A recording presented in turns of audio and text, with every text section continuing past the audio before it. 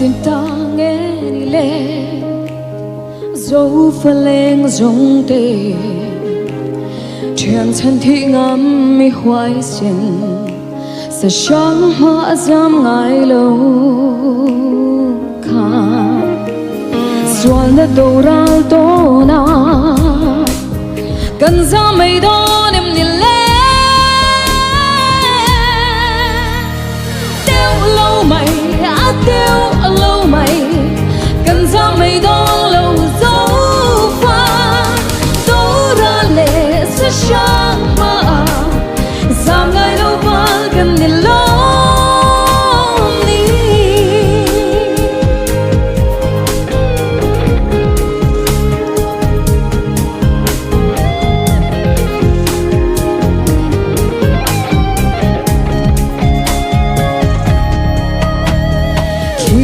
hơi về lì la cần vang khóc bụi lại tỏa xuân đã đâu ra liền trang nghiền lại tỏa lần lên về lệ cần ra mây đón em nhìn lệ cần có mây đón em nhìn lệ tiêu lâu mày tiêu lâu mày cần ra mây đón lâu dấu pha đấu ra lệ sẽ sáng mà dám ngày lâu và cần nhìn lắm đi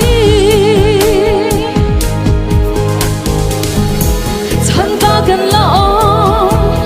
mình thân ru tiêu hi lại không bề lin lâu thiên bố chân đồn em đi tiêu lâu mày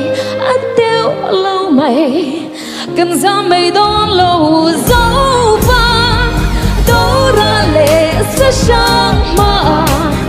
dám ngày lâu và cần nhìn lắm đi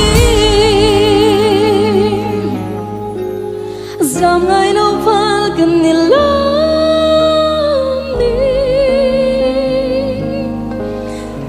Hello, mẹ.